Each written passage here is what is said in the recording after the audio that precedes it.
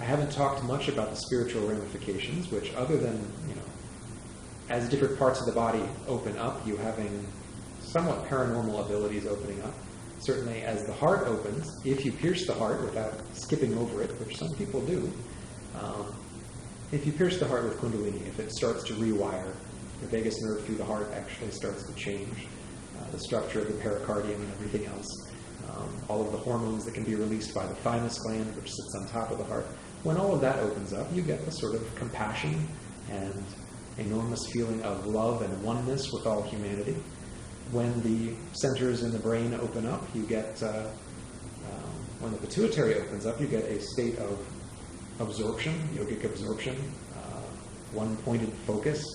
When the pineal gland really opens, you get a flood of cosmic awareness, a feeling of unity with the entire universe, not just with other human beings, which is more a heart-centered feeling. So there's also degrees of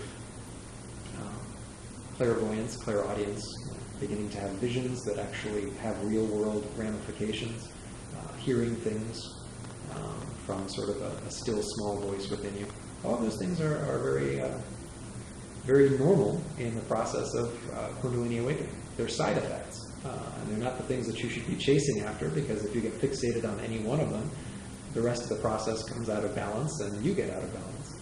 But if you simply accept them along the way and allow the changes to take place, allow yourself to become a sort of more,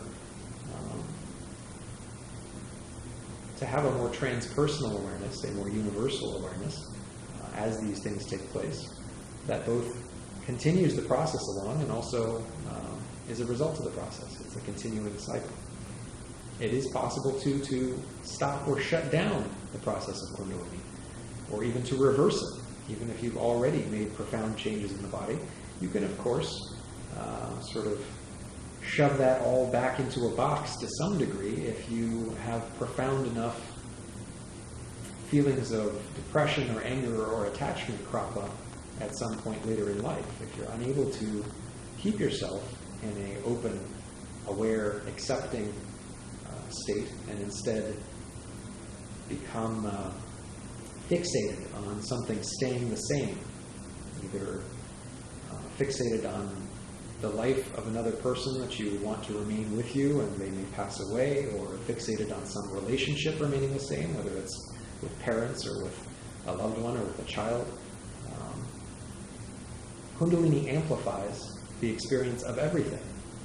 And if you are particularly attached or clinging to ideas or experiences, or if you're particularly averse to them and always pushing them away, and you don't work with that and release some of that, let go a little, relax a little as you're going through the Kundalini process, it's possible for those fixations or aversions to become, well, they don't become overwhelming. You make them overwhelming, in essence. It is possible for you to make those so much stronger now that you've got so much more endocrine activity and nerve activity. You are a stronger personality, so to speak. Doesn't mean you're more balanced unless you make yourself more balanced. One of the great advantages of Dr. Morris's system is it's designed to allow you to understand the workings of all of this so that you can change the balance yourself and bring yourself back into balance if things start to get skewed. As opposed to many traditional systems which may use methods that seem almost magical, because very frequently they're not, the mechanisms aren't explained to you. The mechanisms of emotion or of the internal use of sound, if it's using prayer or mantra, etc., that actually vibrates through the body in a particular way, that the resonance actually brings out certain nerve changes. There's lots of different traditional methods. Some of them are very well-rounded. Some of them are very targeted at particular kinds of people, meaning people with particular personalities or whose bodies are in a particular state of development or decay or decline, depending on what age group they are. And if those methods are applied to other people who are not in that target category, it can really mess them up.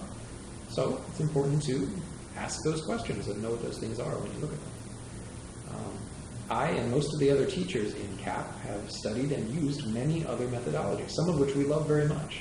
But we do find that this is the most grounded, the most self-empowering, meaning You don't have to get Shaktipat or empowerment or anything from anybody else. All you have to do is really understand what these things are supposed to feel like and how to use them.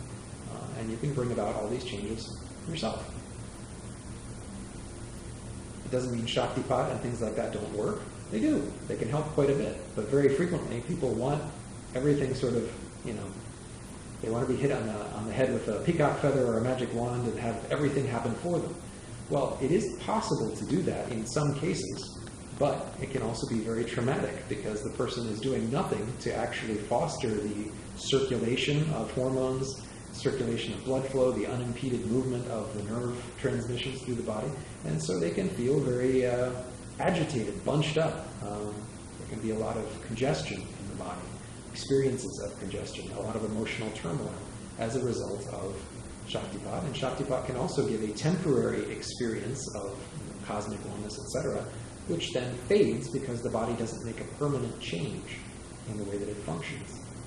And there's plenty of cases of, for instance, people who received Shaktipat from Muktananda in the 70s, who had an experience that lasted hours or weeks, in some cases months, and then it disappeared, and they spent the rest of their life trying to find that again, thinking that it was something outside of them that was given to them, when really it was just a change in the structure of their subtle body and their physiological systems that could be elicited and brought about again.